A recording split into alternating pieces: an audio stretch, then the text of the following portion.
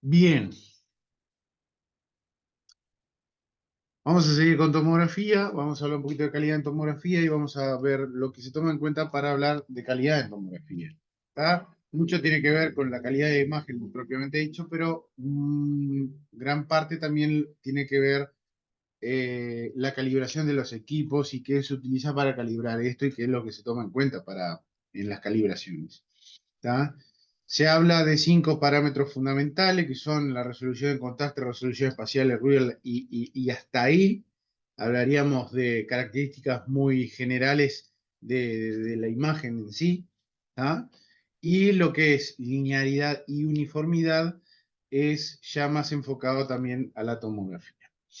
Para esto se utilizan módulos, fantomas, que cada uno va a determinar uno de estos parámetros. Por ejemplo, la resolución de bajo contraste, un módulo 2, donde vamos a tener diferentes materiales con una densidad en unidad de Hanfield ya predeterminada, definida, pero con diferentes tamaños, como ven aquí, desde los 2 milímetros hasta los 25 milímetros de diámetro. Son como básicamente cilindros.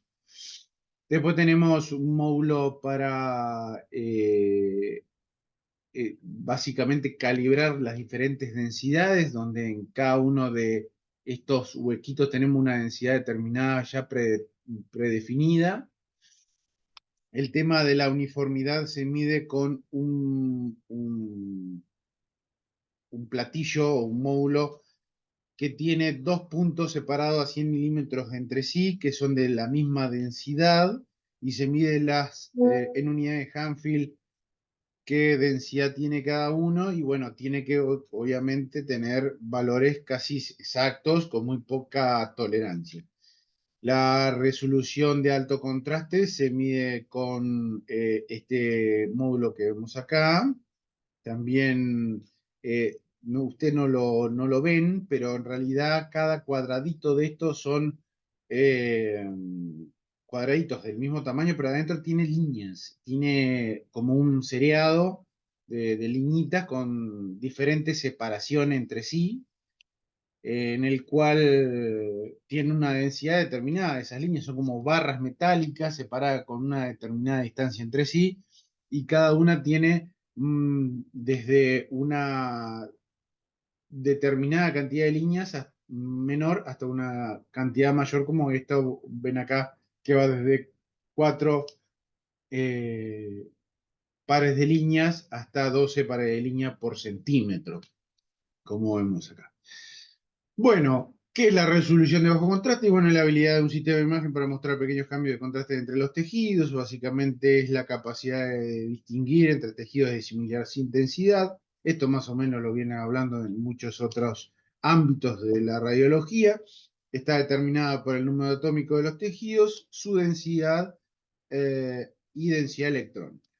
Los tejidos con grandes diferencias en número atómico y densidades tienen alto contraste entre sí. ¿Ah? Eh, Obviamente, la resolución de contraste comparada con la radiología convencional en tomografía es mejor. Igualmente, dentro de una imagen tomográfica, el contraste es muy bajo. ¿Tá? Eh, Básicamente, perdón, quise decirlo al revés. Estaba leyendo y lo dije al revés. Quise decir que la resolución de contraste en radiología convencional es mejor que en tomografía comparada, y a su vez, dentro de la imagen tomográfica, vamos a ver que los tejidos a su vez tienen muy bajo con diferenciación de contraste entre sí. Prácticamente todos los órganos, hígado, estamos hablando de glándulas anexas, ¿no? Hígado, páncreas, riñones, vasos. Si no le hacemos un contraste, o no inyectamos medio contraste al paciente, lo vemos todo con la misma densidad. Tomografía, básicamente la radiología convencional tiene diferencias cercanas del 10%, mientras que la tomografía lo hace entre el 0,25 al 5%, dependiendo del tumor. ¿De qué depende esta resolución de contraste? Y bueno, del flujo de fotones que alcanzan al detector, es decir, qué carga energética llega al detector. Muchos algoritmos que se utilizan mejoran mucho la resolución de contraste y obviamente el ruido inherente a baja técnica, por ejemplo, o a alta densidad o espesor que tenga la estructura que estamos irradiando. ¿De qué depende justamente ese flujo de fotones, como le dije recién? Y bueno, como le dije, la técnica, miliampere y kilovoltaje, determinan mucho la calidad final en resolución de contraste que podemos obtener. Obviamente, mejoramos el contraste modificando el kilovoltaje y eso va para radiología convencional también, pero reducimos bastante el ruido también modificando el miliampere, el ruido que podemos obtener. Eh, Siempre la reducción del kilovoltaje mejora el contraste, pero aumenta el ruido y por ende tenemos que de alguna manera compensar con el miliampere. Y esto en los tomógrafos que hacen modulación automática lo saben y ya de base lo mejoran modificando esos valores de modulación. En el caso del espesor de corte, las colimaciones que se pueden utilizar determinan mucho el nivel de ruido que vamos a obtener en la imagen. Obviamente los espesores finos generan más ruido, los espesores de mayor tamaño van a generar menos ruido, pero menos contraste, ¿no? Siempre es así. Más fino el espesor, mejor el contraste, pero mayor ruido, más grueso el espesor, menos contraste, pero menos ruido. ¿Tá? Siempre hay un balance que hay que llevar. Y ni te digo cuando las adquisiciones son gruesas, que generalmente para mejorar la dosis a los pacientes son adquisiciones que se hacen de 3,5, de 5, de 7,5, en el caso, por ejemplo, de un General Electric. Y luego el reprocesado fino, la calidad del reprocesado fino a nivel del ruido que se puede obtener varía mucho en función a la técnica utilizada, a la modulación correcta, a los pasos de dosis que se le pueden haber dado en el tomógrafo y al espesor de corte del grueso.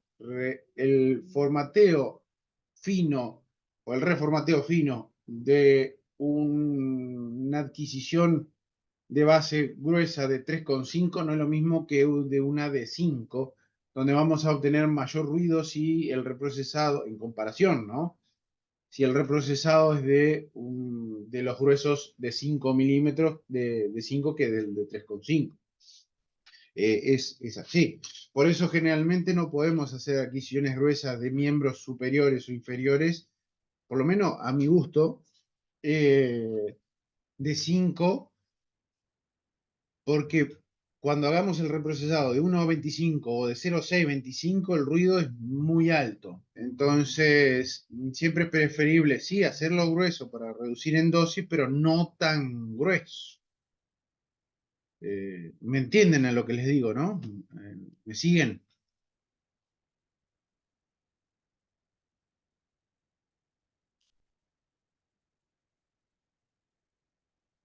¿O se desmayaron? ¿O no me siguen?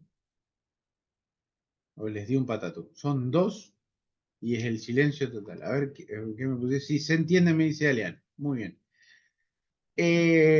Otra de las cosas que determina la resolución de contraste en tomografía, obviamente, sigue siendo el tamaño del paciente. Obviamente, la densidad y el tamaño del paciente es función casi directa de la resolución final y el ruido que se puede generar, la filtración inherente, la filtración que pueda tener los equipos también, la sensibilidad de los detectores de mejor calidad, más sensibles, así sean cerámicos, y todos siempre hay calidades diferentes dependiendo de la marca y el equipo. Ustedes cuando trabajen se van a dar cuenta que No es lo mismo a veces algunos equipos Siemens, que la adquisición con algunos equipos Siemens, que algunos equipos General Electric o Toshiba, y van a encontrar diferencias. Y muchas veces se basa en todo esto, ¿no?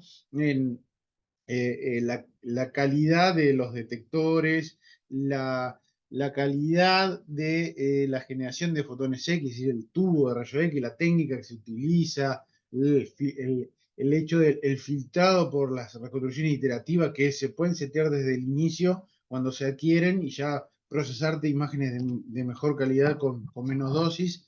Es todo un paquete que en conjunto a veces generan diferencias entre unos y otros equipos. Los algoritmos son importantes, como le acabo de decir. Muchos equipos ya vienen de base, otros hay que comprarlos con el paquete. Es todo un negocio esto, obviamente. Algunas formas de iteración que generan muy buenos resultados son más caras que otras, obviamente, y hay que comprarlas. Bueno, no todos los equipos los tienen, no todos los equipos es decir, las instituciones y los que manejan los equipos a veces tienen que estar bien eh, preparados para saber utilizar muchas de estos tipos de algoritmos que son muy beneficiosas a la hora de generar imágenes de muy buena resolución y bajo dosis al paciente. ¿Qué pasa con el ruido? Bueno, el ruido afecta más a estructuras pequeñas. Perdón, el ruido afecta mucho más a estructuras con pequeñas diferencias de contraste que las que tienen más diferencias de contraste. Es decir, el ruido va prácticamente a tapar la pequeña diferencia que se puede generar en una estructura que tiene muy bajo contraste con el resto que lo rodea. ¿Tá? Si lo vemos acá en este gráfico es muy bueno para explicarlo. Si tenemos dos estructuras donde tenemos el resto que está alrededor y estos dos piquitos que vemos acá son esas dos estructuras con diferente densidad, si esta es la de mayor densidad y esta es la de menor densidad, pero que se diferencia del resto, el ruido va a ser casi como una cortina que va a básicamente a enmascarar esa estructura de bajo contraste que está ahí, que en algunas ocasiones no se llega a ver por el ruido que está alrededor. Pero a la estructura de mayor contraste igual la vamos a seguir viendo. De eso se trata. Siempre afecta más a estructuras más pequeñas, es decir, con pequeñas diferencias, a estructuras con una pequeña diferencia de contraste que con las que tienen mayor diferencia de contraste. La resolución espacial es la medida de la habilidad para discriminar objetos de densidad variable y separados por pequeñas distancias en un fondo que es uniforme. Por definición es esto. Básicamente, a lo criollo es la capacidad de diferenciar objetos de alto contraste lo más pequeños y cercanos posible entre sí. ¿Está? Y depende, obviamente, del tamaño de la mancha focal del tubo, del ancho y la apertura de los detectores, el espesor de corte, la matriz, el fondo del algoritmo. ¿Se acuerdan que yo en alguna parte yo les mostré que en General Electric podemos setear la cobertura, el ancho de apertura de detectores o la cobertura de detectores, y eso hace que podamos con esto mejorar mucho la resolución espacial de algunas cosas que necesitamos mejor resolución espacial? Voy de nuevo, insisto, no es lo mismo hacer las angios de miembros superiores, miembros inferiores, te digo miembros superiores porque los miembros superiores tienen vasitos cada vez más chiquitos y poder diferenciar esos vasitos chiquitos contrastados de manera correcta, con buena resolución espacial, si no tenemos la apertura correspondiente. La apertura es de 10 y no de 20. ¿Tá? Se utiliza de esa manera. Acá ven ejemplos de cómo podemos visualizar con diferentes espesores alguna estructura y no otras. Acá tenemos espesor de 2 milímetros, de 5 y de 10, y cómo esta pequeña estructurita que está acá, este puntito, lo podemos ver si tenemos el espesor de corte correcto y no otro. El hecho de también tener espesores finos hace que la resolución espacial sea mejor, es decir, vámonos adquiriendo desde fino. Porque si yo ahora quiero el grueso y lo reproceso en fino, el ruido va a estar ahí, la resolución espacial nos jode todo. ¿Está? El ruido siempre jode. Entonces, siempre vamos a tener muy buena resolución espacial adquiriendo de fino. Pero ¿qué pasa? Lo quemamos al paciente. Entonces, siempre se opta, lo mejor es optar por lo otro. Tamaño de la mancha focal, ya sabemos que es la mancha focal y ya sabemos que si tenemos una mancha focal más grande o más eh, fantasma, vamos a decir así, de la mancha focal, va a generar resoluciones espaciales en detrimento. La del ancho de apertura de los detectores, ya le dije, es una cuestión netamente geométrica que mejora ávidamente la resolución espacial final que podemos obtener, más en aquellos sectores donde necesitamos que se puedan visualizar estructuras muy pequeñas con alto contraste. ¿Ah?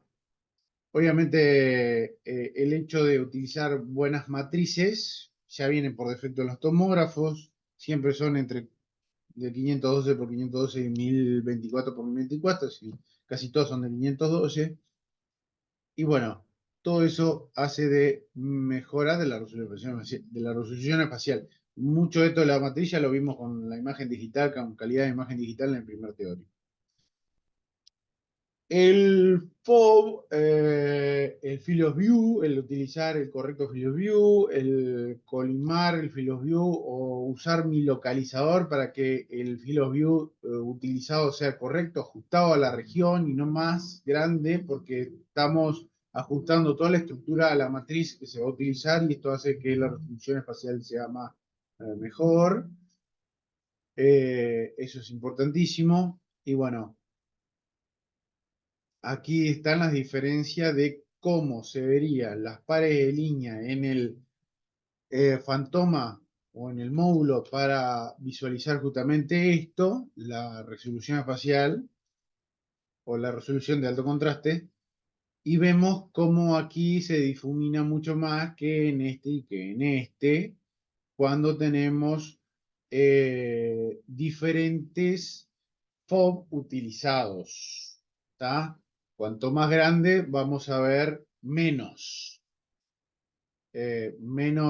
definido aquellas estructuras que, si ajustamos bien, lo vemos mejor definidos acá los paralelos. Algoritmo, de la misma manera como se mejora la resolución de contraste, se puede mejorar la resolución espacial con la aplicación de algoritmos correspondientes para esto, sacando ruido, mejorando el realce de borde, todo aquello que mejore la resolución de contraste también puede mejorar la resolución espacial. ¿Qué es el ruido? Bueno, el ruido obviamente por definición es la fluctuación en tomografía de los números de TCE de un punto a otro de la imagen en un material que tiene que ser uniforme, como por ejemplo el agua. Es un valor medible, es un valor que se puede determinar, y acá tenemos la fórmula, ¿tá? Toma en cuenta el número total de píxeles dentro de la región, el valor individual de los píxeles que encuadran esa región y la media de los valores de los píxeles que tienen esa región utilizada. ¿Tá? ¿Qué depende? Y bueno, depende de, obviamente, la cantidad de fotones que llegan al detector, el tamaño de la matriz, eso lo vimos para imagen digital, los algoritmos que se utilizan y el tema de utilizar buenos moduladores del ruido electrónico que se puede generar en estas imágenes. Obviamente, como vemos, es dependiente del ruido del número de fotones que alcanzan al detector. Obviamente, cuanto menor fotones que le llegan, mayor es el ruido. Y aquí vemos cómo varía el efecto de la dosis sobre el ruido en una imagen de tomografía. Cuando la dosis aumenta, el ruido obviamente decrece. Y eso es de cajón, siempre va a ser así. ¿Ah? Obviamente que mejora la imagen, pero aumenta la dosis. Si aumentamos el ruido, bajamos la dosis y así está. ¿Ah? Eh, Obviamente depende del ruido de que depende. Bueno, ya algo lo vimos. Depende de la técnica utilizada, depende del miliampere, del kilovoltaje utilizado, porque el kilovoltaje no solo va a hacer depender el contraste que se puede generar, sino que también el ruido que puede generar, ya lo vimos. Podemos generar mejores contrastes pero aumentando el ruido, y eso es así. El tema del tamaño del paciente y la densidad de las estructuras, eso hace que el ruido sea mayor, cuanto mayor y densidad y tamaño tenga el paciente o la estructura que estamos irradiando. Bueno, la tensión del tubo, ya les dije, y el espesor de corte ya lo vimos en resolución de contraste.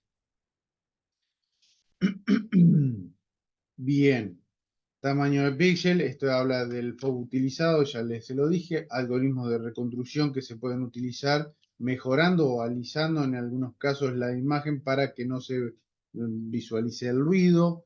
En Cocomitasa se puede usar más de un tipo de algoritmo donde mejor suaviza la imagen pero realza algunos bordes, entonces genera mejores contrastes alisando el ruido. Los amplificadores electrónicos, eliminando el ruido electrónico para que no se genere interferencias y por ende ruido en la imagen. Todo eso mejora o quita en forma relativa el ruido de la imagen. ¿Qué indica la linealidad en tomografía? Y bueno, la relación de los números 3D con los coeficientes de atenuación lineal del objeto que estamos estudiando. ¿Está? Para eso siempre está bueno cada tanto hacer calibraciones. Se hacen todos los días en la mañana. El primero que entra hace una calibración del equipo y esto beneficia enormemente que los valores que se están tomando en unidad de Hanfield sean los correctos y no otros. ¿Tá? Bien. No voy a agregar más nada. Creo que nosotros, como licenciados en imagenología en un tomógrafo, para mantener la linealidad de los equipos es lo que podemos hacer. El resto, lo único lo pueden hacer los ingenieros que hacen los servicios de los equipos.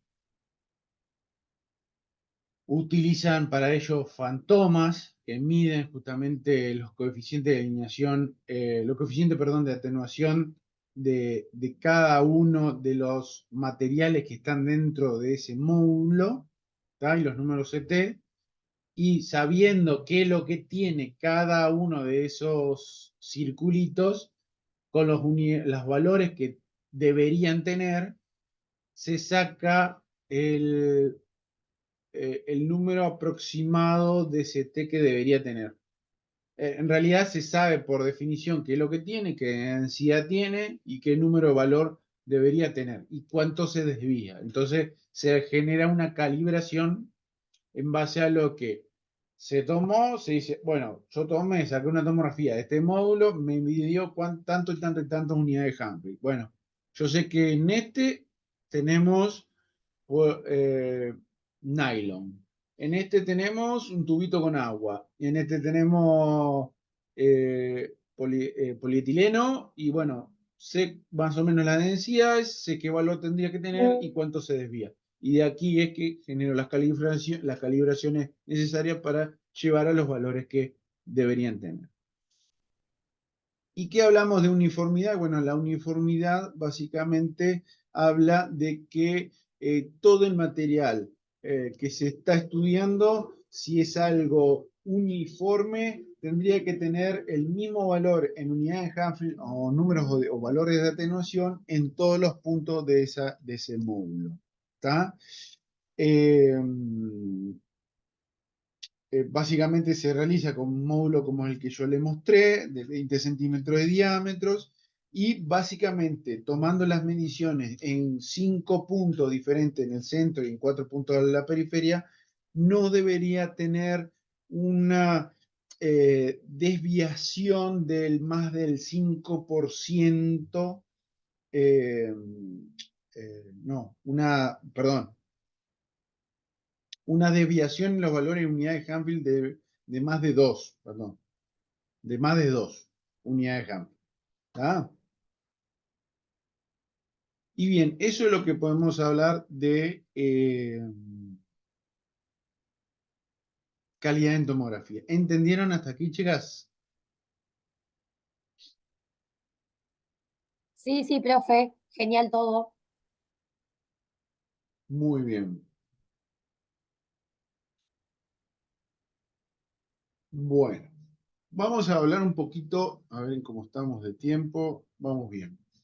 Vamos a empezar con la parte 6. Vamos a hablar un poquito de medio de contraste y bomba infusora. Eh, si alguna vez ustedes pensaban que no iban a utilizar algún tipo de medicación, digamos, en nuestra profesión, estuvieron errados. Nosotros vamos a tener que estar enfrentados al bario, al yodo, al gadoliño, y lo vamos a tener que saber usar. Y vamos a tener que saber ciertas cosas para estar preparados a la hora de que pase algo con el paciente en el caso de que haga una reacción alérgica. Yo no les voy a decir netamente cómo actuar. Ustedes, en el momento que trabajen en tomografía o en resonancia, siempre tienen que tener un médico que respalde todo esto, es decir, siempre hay un médico imagenólogo que tiene que respaldar, siempre va a haber un enfermero que está capacitado en la administración de ciertos otros fármacos para remediar ciertas reacciones adversas si es que se generan, pero lo tienen que saber, ¿está? Ustedes en el tomógrafo y en los resonadores van a usar bombas infusoras de medio de contraste, en el caso del resonador gadolíneo y en el tomógrafo medio de contraste iodado. Pueden ser de diferentes capacidades osmolares relación a carga osmolar de yodo, dependiendo de lo que se vaya a hacer, si es un estudio angiográfico o un estudio común y corriente con fases arteriales, portales y demás, que no necesita tanta carga iónica. Y con esto van a utilizar, van a generar imágenes que mejoran los realces de diferentes estructuras, generando realces de otras estructuras que no son normales en diferentes fases, y con esto ayudar a la llegada de una determinada conclusión diagnóstica.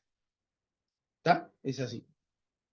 Ustedes reciben el paciente en base a un dato clínico que les llega del paciente. Ustedes saben que van a saber en su momento qué van a tener que hacer. Obviamente, no solamente la tomografía, sino que van a tener que saber de cierta forma o van a instruirse a medida que van pasando los años, porque lamentablemente en nuestra carrera no se lo van a decir, pero lo bueno que tiene es que esto se puede ir aprendiendo en la marcha.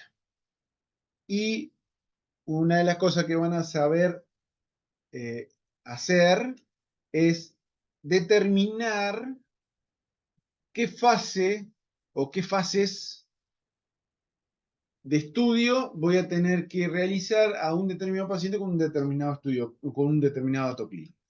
¿Está?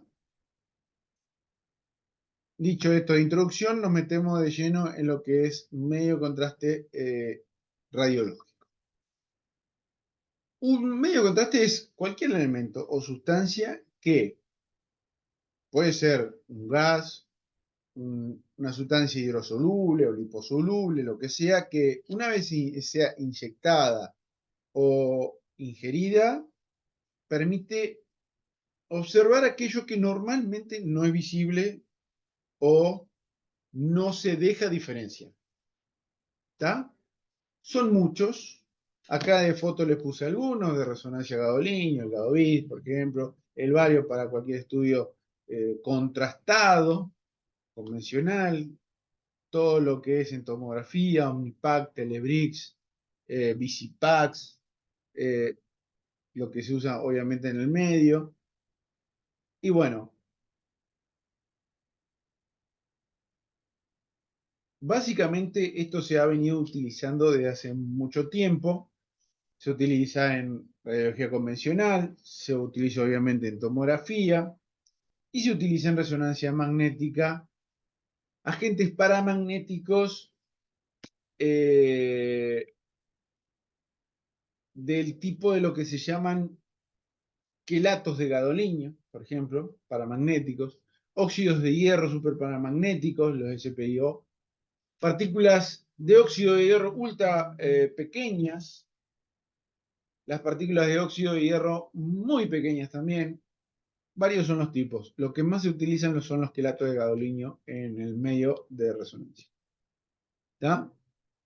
Además, podemos encontrar medio de contraste también para ecografía, como por ejemplo las microburbujas de galactosa cubierta con ácido palmítico. ¿Tá? Estos son ejemplos de todos los medios de contraste que se pueden utilizar en el ámbito imagenológico. ¿Cómo los clasificamos? Y bueno, los clasificamos en positivos, negativos y neutros. Y aquí le puse un esquemita. El positivo puede ser, por ejemplo, el bario, el yodo, el gadolinio, que atenúan los rayos X más que los tejidos blancos, viéndose radiopacos. O hiperintensos en resonancia. Así es como se dice. Los negativos son los que atenúan menos los rayos X que los tejidos blancos. Van a absorber y son más radiolúcidos. ¿Tá?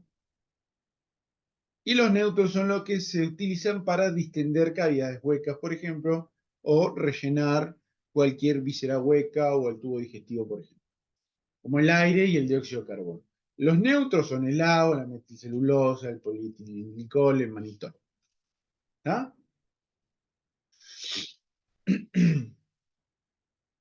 Ahora, dependiendo de los métodos diagnósticos que se utilizan, son los tipos de contraste que se van a utilizar, obviamente. Y aquí les dejo un cuadrito.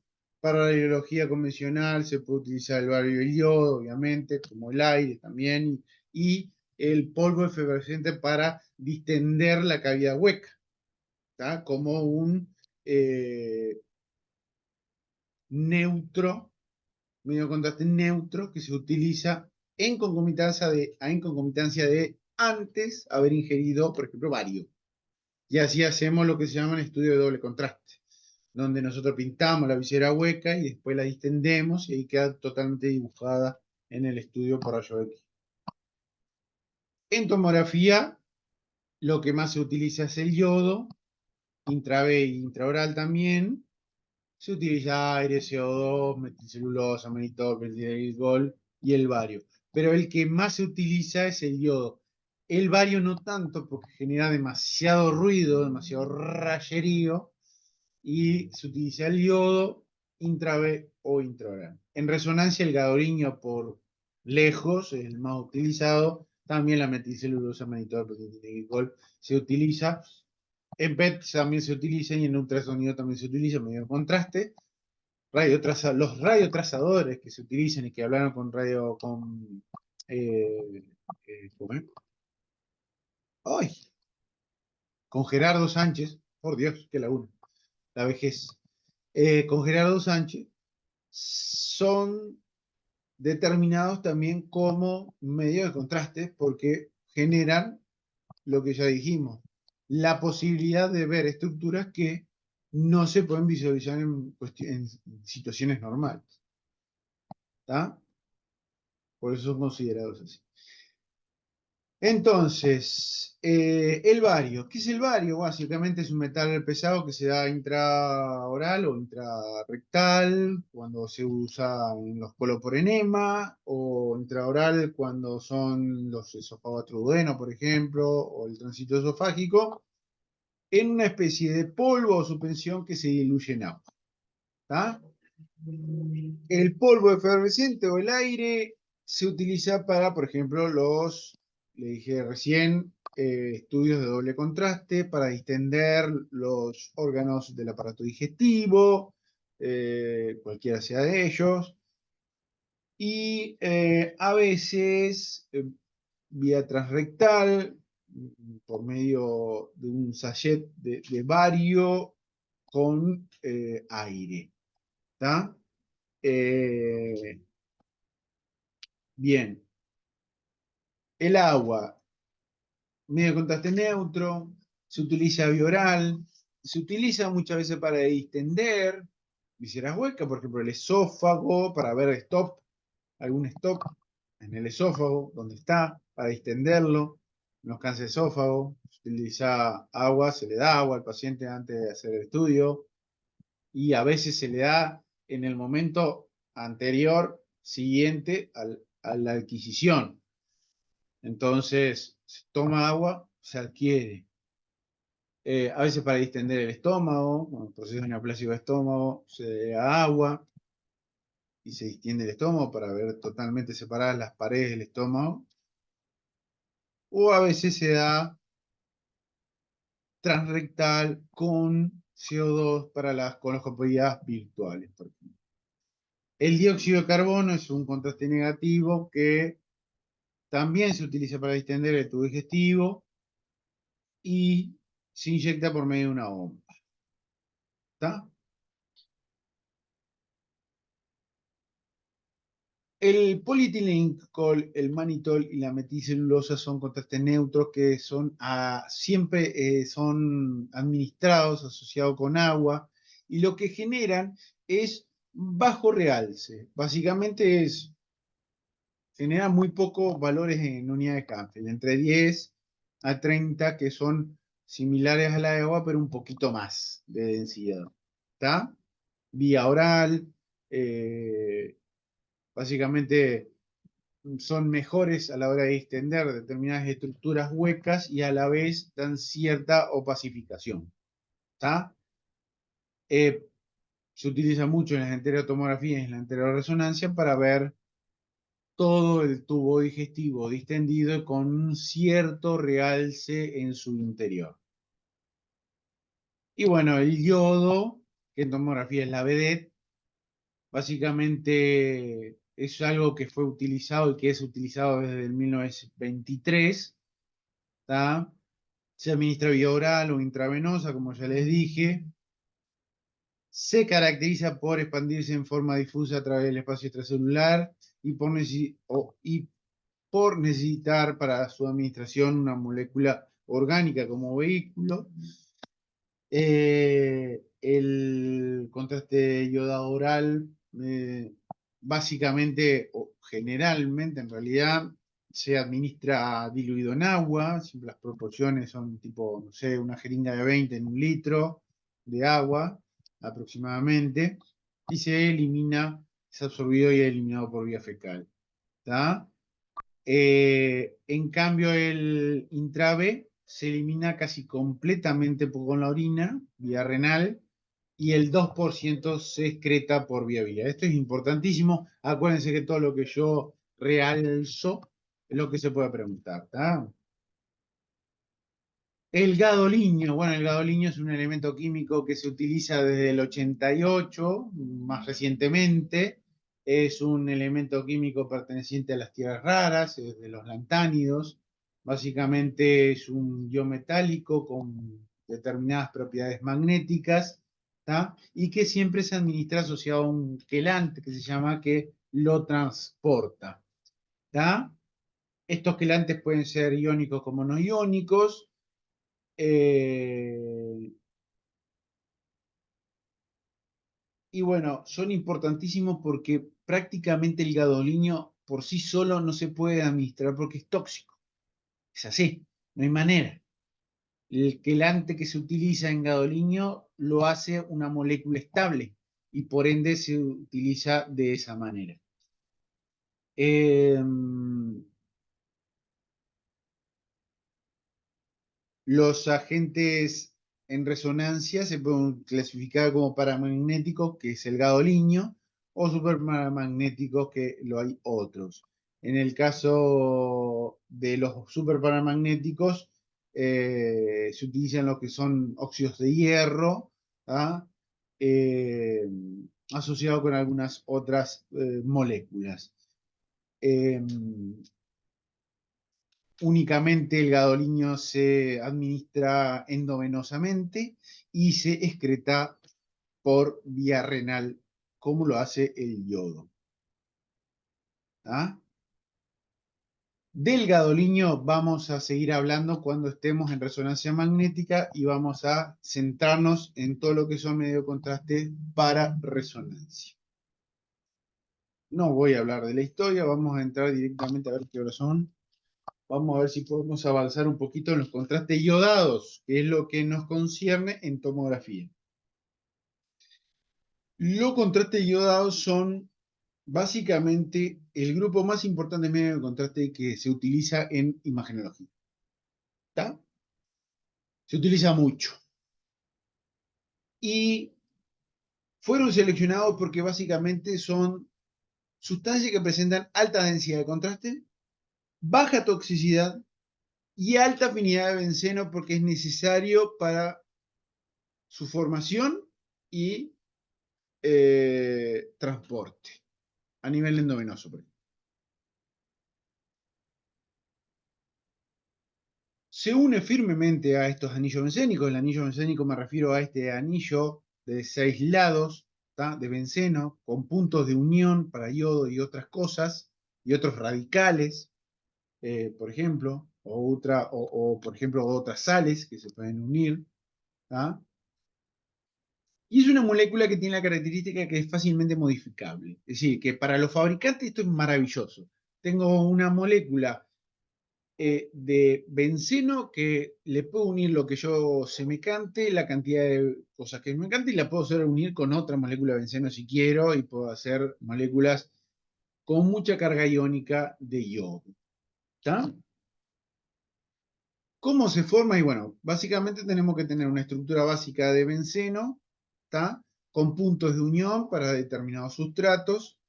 Luego se le une el contenido de yodo a diferentes puntos, donde aquí es donde le da la carga iónica de yodo, que es lo que nos va a dar la pasificación que nosotros necesitamos en la estructura que vamos a pasificar.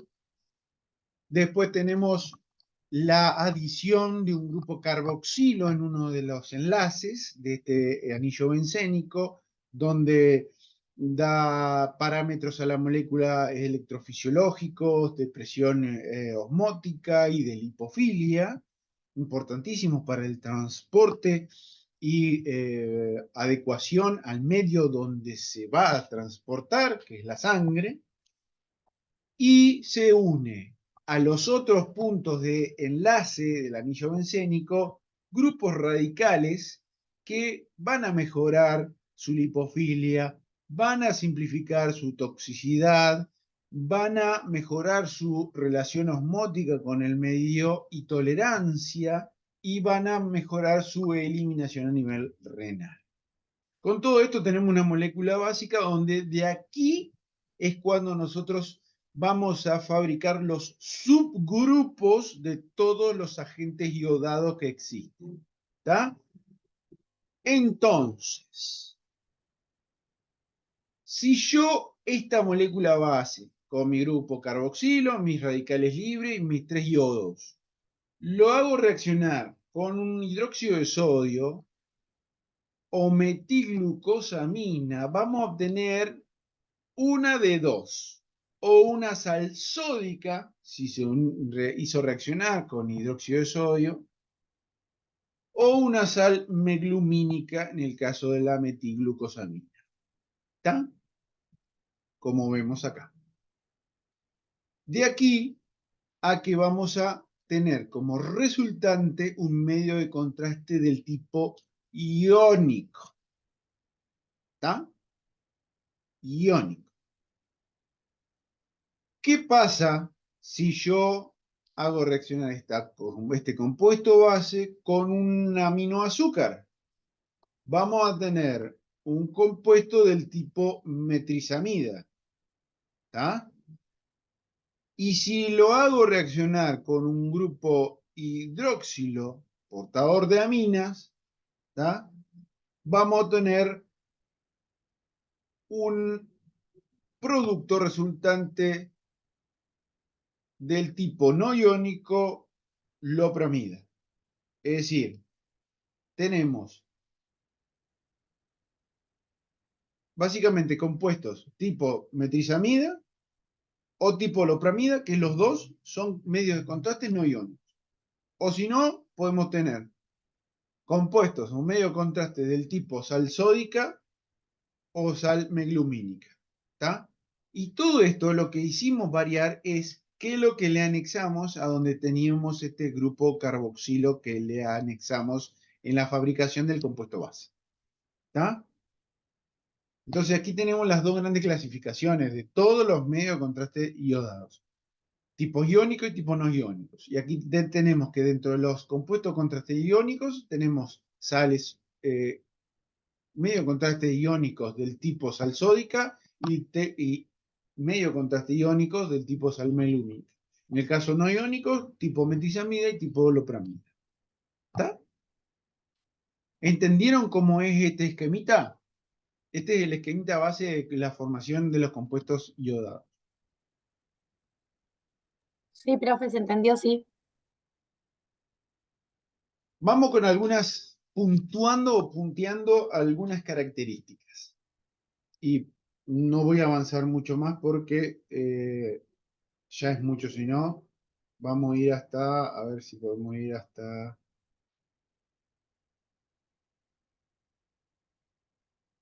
a ver, miércoles. Quiero cortarlo en un punto clave, así no juego más.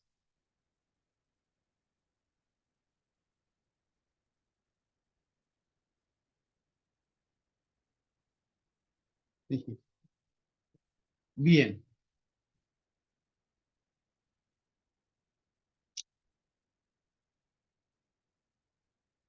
vamos más o menos a cortar hasta acá. Solamente para redondear lo que dijimos hasta acá, los compuestos iodados son los que son altamente distribuidos y utilizados en tomografía computada y en radiología convencional también se utilizan, pero en tomografía computada es donde se utilizan más. Tienen una forma de fabricación que lo hace un compuesto muy maleable, eh, donde podemos dividirlo en sales iónicas y no iónicas, o medio contraste del tipo iónico y no iónicos, dependiendo de cómo es su proceso de fabricación, y en el cual, en todos estos compuestos, sus diferentes partes hacen de una acción. Vamos a determinar que esta molécula tiene una parte aniónica y una parte catiónica. La parte aniónica, que es el anillo bencénico con su carga iónica de yodo, es el opacificante. El resto, que sería el catión, que fue lo que nosotros anexamos acá, como salzoica o sameglumínica, por ejemplo, ¿ah? O en el caso del radical aminoazúcar o el hidróxido portador de aminas, en el caso de los no iónicos, el tipo metrizamida o lopramida, eso son los cationes de cada uno de estos tipos de moléculas. Y esto hace de su solubilidad. ¿Está? La clase que viene lo que vamos a hablar es de sus características fundamentales. Cómo actúa, cómo se comporta en función a la osmolaridad de la sangre, qué daños puede tener el tener diferente osmolaridad, cómo es su viscosidad con respecto a la sangre y cómo se comportaría. Vamos a hablar de sus acciones biológicas, las características ideales que van a tener y cómo se administra. Y mucho más. Chicas, nos vemos en la clase que viene. ¿Dudas?